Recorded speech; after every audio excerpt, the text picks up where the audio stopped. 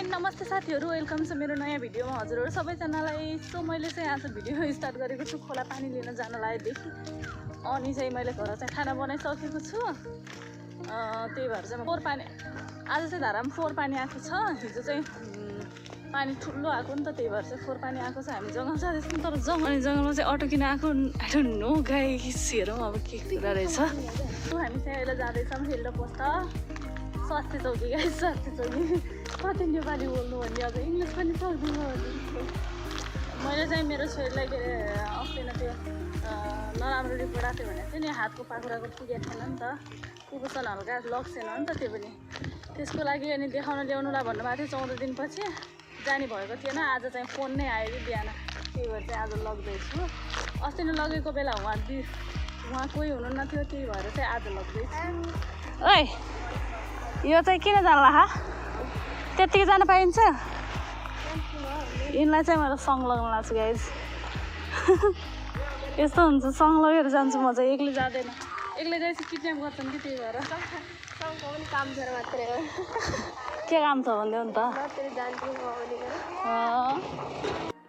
बिहान पानी परेको साथीहरू, अहिले फेरि घाम लागिसक्यो। अनि जाँदैछौँ हामी चाहिँ घर आइपुग्न लागि। हेर्नुहोस् यिनको छोरा यति बल्ले छ, छोराले छाता भएर छ आमालाई। हाम्रा त छोराछोरीले सक्दैनन् सुनाउन। योचोटि चाहिँ नर्मल आयो साथीहरू, एकदमै खुसी भएको छु म चाहिँ। लक्षण त अब देखा परेको पर्ने नै भयो, बट नर्मल आएछ। अब चाहिँ 7 गते बोलाएको छ, त्यसपछि जाने हो जाने हो जाने हो। देख्नुभयो हेर्नुहोस् यस्तो जाग्ता छ, यो यति बल्ले छ यो गान्टो। म चाहिँ घर आइसकेँ। मेरो छोरी चाहिँ हेर्नुहोस् बस खेल्न लागिसक्यो नि। लौ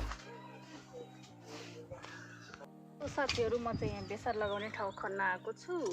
अनि यो हेर्नुहोस् गाइस यस्तो छ नि, यहाँ माथितिरको घरबाट चाहिँ यस्तो फालिदिइरहने। यो चाहिँ सबै फालेर चाहिँ खन्नु पर्ने छ। मम्मीले चाहिँ नानीहरू लाग्नु भएको छ। आएको हेरौँ कति खन्छु मैले। धेरै छ ठाउँ चाहिँ, कति खनिसक्यो अहिले चाहिँ देख्न सक्नुहुन्छ। यत्रो खन्दाखेरि म चाहिँ एकदमै थाकिसकेँ। म चाहिँ जान्छु म घर। 5:30 भइसकेको छ, खाना बनाउने बेला। अब चाहिँ घर जान पर्यो। छोरीले के गर्दैछ, यतातिर चाहिँ खन्न बाँकी छ। यता म चाहिँ पानी लिन जाँदैछु उहाँबाट घर आएर चाहिँ।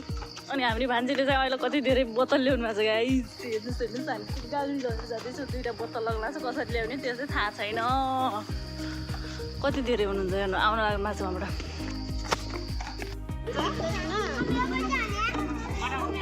मेरो छोरी चाहिँ उता आमासँग बसिरहेको छ। म चाहिँ आफ्नो कुरामा आइसकेँ। अब चाहिँ उसलाई पनि ल्याउँछु अनि हामी चाहिँ सिक्छौँ। सो आजको भिडियो यति नै। भेटौँला नेक्स्ट भिडियोमा। भिडियो मन पऱ्यो लाइक कमेन्ट सेयर गरिदिनु होला, च्यानललाई सब्सक्राइब गरिदिनु होला। Bye bye, thank you for watching.